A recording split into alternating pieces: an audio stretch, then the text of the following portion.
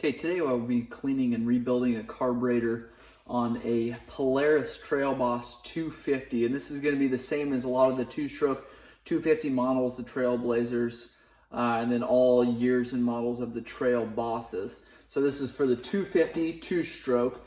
We've got the oil injector that would be hooked up to this gear here, and we've got this cable still attached. What I did is just pull this carburetor off of the four-wheeler itself, including the throttle, the thumb throttle here, and I just wanted to show you how to remove that off of the carburetor. So first thing we're going to do is remove this cap so we can get this out of the way to clean this carburetor.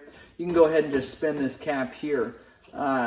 If you want to leave the throttle attached to the four-wheeler as well as the throttle cable, what you would do is remove this cap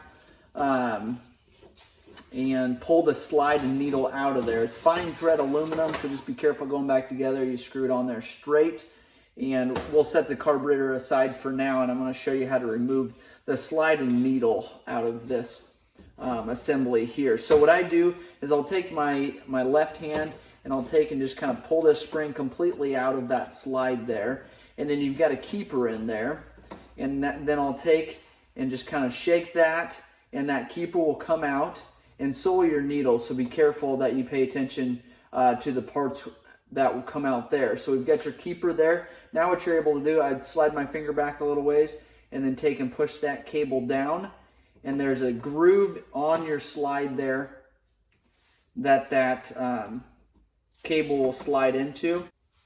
So you can just push that cable down slightly, and like I said, there's a groove right there. It'll fit in the groove of that slide there, and you'll pull it out there, the larger of those two holes there. So now what we can do is set this aside. I try not to tip it upside down, because what will happen is that that needle will slide out of there in that plastic spacer. So now we can take the spring out of there. Now we can take and unscrew the cap. This is a 10 millimeter on the top here. It's just there's a lock nut here that'll tighten onto this cap. Now we're able to take the cap off of there and get that assembly out of the way. So we've got a rubber O-ring up top here that seals it up, so make sure that that's there, make sure it's in good condition.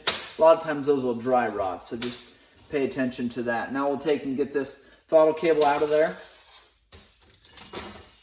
and we'll go through and clean the carburetor now. So now we've got the carburetor, and we've got the top cap here, we've got the spring, the keeper, and the slide. I'm going to show you this quick here while we have it handy. Take and push that needle out. This needle is adjustable. Do pay attention where this plastic spacer is. It sits underneath of that clip there. This clip is typically right in the middle. Depending on what you have performance-wise done to your four-wheeler, you may need to adjust this clip slightly. Check if you buy a HMF exhaust or Pro Circuit, whatever it is, they'll tell you specs for where this needle where the clip needs to be on the needle.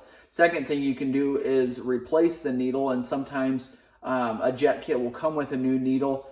You want to check the size. It's written real small letters right there underneath of the clip. Sometimes they have different diameter, different lengths, so check that out. And we'll set the top cap assembly aside while we clean the carburetor. So we have idle adjust on this side here. What that does is your slide is going to be in there. You adjust your idle. That's going to push that slide up. Now it's going to push it up just very, very small increments, and you want to make sure your four-wheeler is completely warmed up before you go ahead and adjust those. So you want to do like quarter turn at a time, if that, again, when your four-wheeler is warmed up. And we've removed the choke already. It's typically a brass or a plastic cap on there with a plunger in here that'll slide up and down. I've shown that in other videos on the Polarises, so if you need to see that, check those other videos out. I don't have the cap handy to do that at this point, but that just slides out of there. We're going to flip this up now. We're going to pull this bowl. Now you can pull this bottom cap here. That'll drain the fluid out of there, or the fuel out of there. And at the end of the year, if you want to do that, that's fine. I suggest if you're just letting it sit for the winter, run stable in your fuel, allow it to run through your carburetor there, and the fuel that's in your actual bowl here will have that conditioned fuel in there, and you won't have any issues the next spring. The problem is if you drain this and there's sometimes some water residue that'll kind of sit in here or get in here just from humidity, it'll rust, or not rust, but it'll gum up your bottom bowl here. So you can pull this bottom bowl here. I could do that. I had it finger tight just to show you what it looked like underneath here. You're going to see your main jet. So if you're trying to rejet your four-wheeler, again, for performance reasons, you can just pull that cap, replace your jet from that position, so you're not having to pull your bowl off every time. To do a good carb clean, I suggest you go ahead and pull that bowl off. That way you can clean through all the jets, make sure you blow through all the ports. Just pulling that bottom cap, getting that fuel out of there, isn't more than likely going to clean a carburetor if it's gummed up. Also, a lot of the debris will sit inside this cap here. You want to make sure you clean that out really well. Second thing on this cap, you want to make sure this O-ring gets replaced, or at least make sure it's in good condition going back together. We have our 4 Phillips screws out here, and we'll go ahead and pull those. Make sure that you don't over tighten those going back together. It strips them out a lot of times, making it a challenge for the next person that pulls the bowl. We've got your overflow tab here. This bottom nipple here should have a vent line going to it, and you will want that to drain underneath of your four-wheeler. So you want to make sure that the vent line runs underneath the four-wheeler. Otherwise, if your four-wheeler's bouncing around the back of a trailer or back of a pickup, that fuel that's coming out of that overflow will dump directly onto your cases and cause discoloration, just unnecessary fuel dumping on your motor there. So what that looks like underneath here, here's your overflow here. And so again, fuel sloshing around there, it's gonna overflow into this overflow tube here, this port here, and drain out the bottom. You do want this free and clear, so make sure you blow through that with compressed air.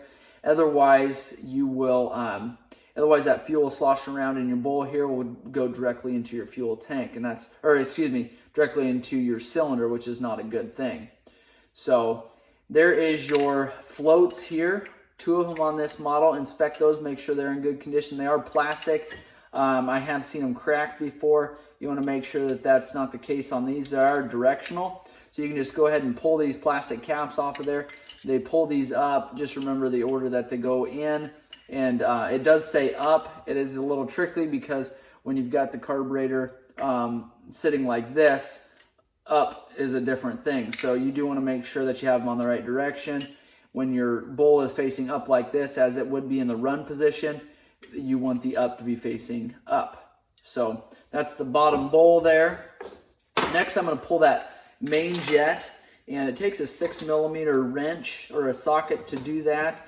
And this is the main jet here. What the main jet does is works from about a quarter throttle all the way up to full throttle. So if you're having a hard time with it, or a rough time with it, getting up to speed, possibly about half throttle, it spits and sputters.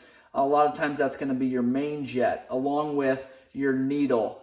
These kind of run together like this, not quite as extreme, but this needle allows fuel to flow up through your venturi here. So your needle is going to run down here right into your main jet, and the main jet is going to regulate how much fuel is going up into the cylinder. This is going to regulate how much or when that fuel comes up into the cylinder. So if that makes sense there, if you have a larger jet, if you're full throttle, your larger main jet is going to allow more fuel to go up into your cylinder. If you've got a smaller main jet, it's going to restrict the amount of fuel going up into your cylinder. So if you have a longer needle, it's going to take longer for that fuel, or longer for that slide to open. That slide is going to have to open more to allow that fuel to come up through your carburetor and go into your cylinder. So if you have questions on that, make sure you leave those in the comments below. Kind of explain that pretty quick, and without actual fuel running through there, it's really hard to picture that if you've never seen something like that before. You do have a brass washer underneath of your main jet, so make sure that goes back in that order, and inspect both those pieces really well. One other thing about this main jet, you do want to blow through it with compressed air. Carbon choke cleaner is also a good thing, just to make sure there's no debris, main jet isn't gummed up anywhere. make sure it's in good condition there. Next will be your pilot jet. That sits down in this area here. You've got to use a smaller flat screwdriver to get to that. One key thing is you don't want to use too small of a screwdriver, and I'll show you that as soon as I get this pilot jet pulled out here. Once you get it at a certain point, you just kind of dump it out just like that. If you use too small of a flat screwdriver in there, what typically happens is where that port runs through there, your screwdriver turns in there and you'll just gouge up the top of this jet here, and it'll cause fuel restriction. So be careful you don't damage that. I like to use the largest screwdriver that I can fit down in this port here, and will also fit on here. And a lot of times you can tell that just by turning it. If you're just getting ready to pull that jet, you put your flat screwdriver in there, and you know, you're just sitting there spinning. Obviously the flat of your screwdriver isn't fitting into that groove there. So just pay attention to that. Same thing though, you want to make sure you clean that pilot jet out really well. Pilot jet is anywhere from start, so no throttle, all the way up to quarter throttle. So if your four-wheeler has a hard time starting, more than likely it's your pilot jet. It's a very, very small orifice, and they get gummed up very, very easily, or any kind of potential sand or debris that's in your fuel tank that gets sucked down into your carburetor. Well, when you start your four-wheeler, will try to get sucked up through that pilot jet and get lodged in there. So that pilot jet, if you can see here, runs into this port here, and it comes up and out these two ports here. Really hard to see, I'm sure, on this video, but there's a jet, or there's a port that's kind of facing towards the cylinder, and then there's also one that is straight up. And so those work together to dump the right amount of fuel into your carburetor to start your four-wheeler. Typically what it is your float sits on here. They work together like this. These floats, a little bit different style than most, just rest onto this here, and to make sure these are adjustable. So if your fuel is constantly leaking when it's sitting there in the shop, or you just feel like your bike isn't getting enough fuel or too much fuel, you can adjust these. Now, what I don't want you to do is have a bad needle and seat, which is this right here and this underneath here. If you have a bad needle and seat and you're trying to fix that by adjusting your float height, you're never going to fix it, and what you're going to do is cause either a lean bike, meaning your bike's not getting enough fuel, or you're going to have too much fuel, and that fuel is going to be dumping out your overflow there. So I don't suggest adjusting this unless it's out of spec. Don't adjust this to try to fix your fuel leak problem if it's, you know, unless it's just an easy small adjustment that you can make to do that. To clean this area out, and I would suggest doing this when you're cleaning the carburetor, pull the pin here. Sometimes these get stuck. You've got to use a pick. Be very careful you don't break these posts off here. They are aluminum posts, break very, very easily. And as soon as you pull that pin, typically those are fairly easy, you'll see your needle, and then this is your seat here. Inspect the rubber tip on your needle. This one here, you can see, has got a little bit of a notch in there. What happens a lot of times is these become squared because, as you can see, your needle is somewhat squared just from use. Now you can replace the needle and the seat. I would suggest doing both of them at the same time.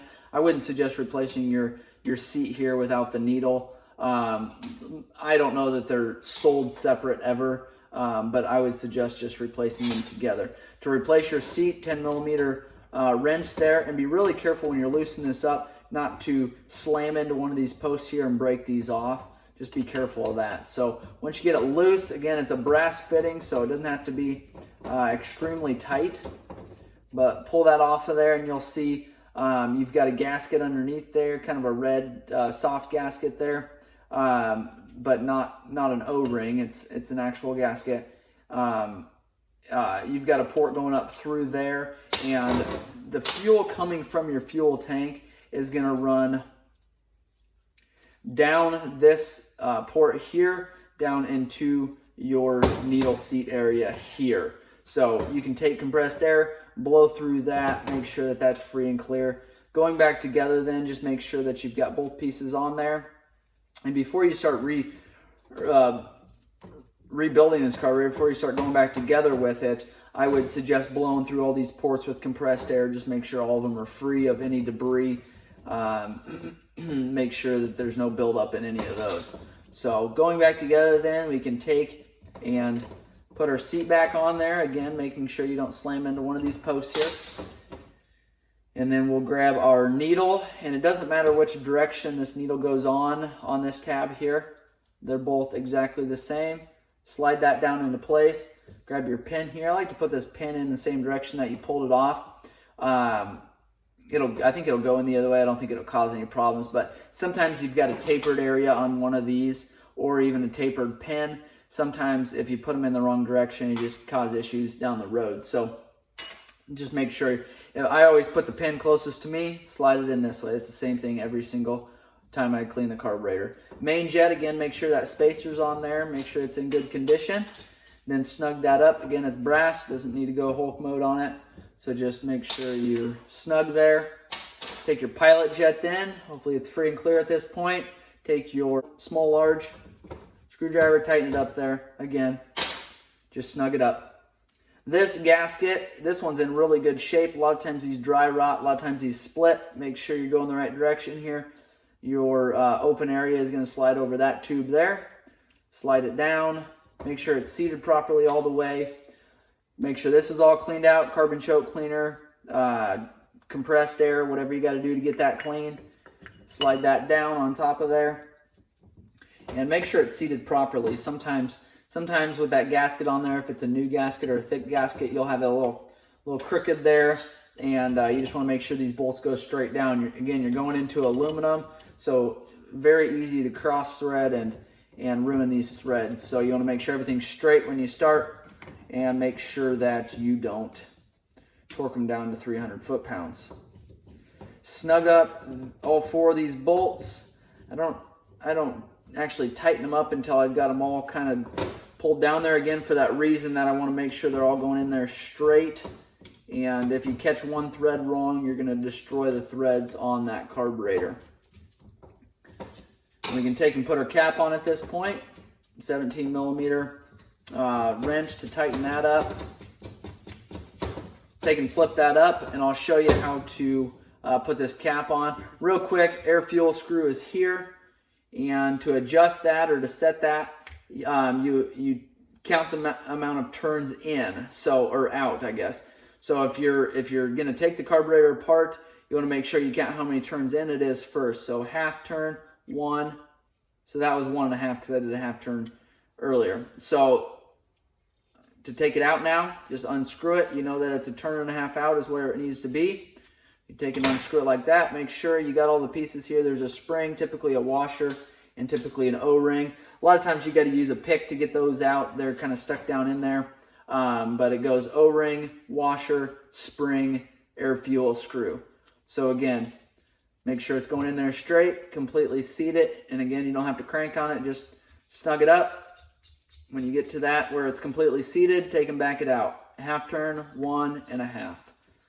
I will go ahead and put that back, that cable back on there. So let's do this in reverse order. Take this keeper out. I'm going to put this cap on here. Spin it on as far as you need to go there. Take your spring, slide it on there all the way. Make sure it's in the groove there. Slide it down all the way. And then I take and pinch that cable. And slide our cable down into that groove there. It's kind of hard to see from this position. Okay, slide that into position there. Take our keeper and you can see that groove there is going to sit right down beside that throttle cable. So we've got our groove right there.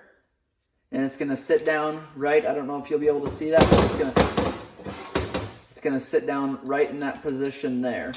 So take that, and you might have to take your screwdriver then, kind of turn it into place there. Take your slide.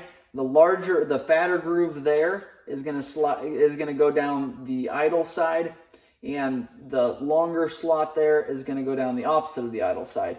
So going to slide that in. We actually can let that spring go. And When you're sliding it in, you want to make sure that you look down there to make sure that that needle is going directly into that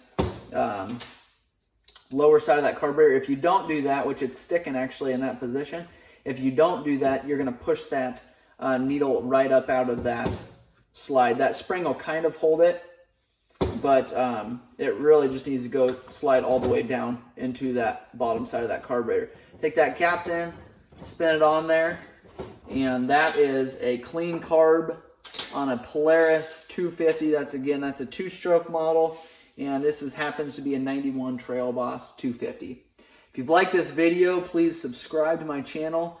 Check out my other videos on the Polaris ATV. Actually, hundreds of different videos, service videos on any ATV and motorcycle. So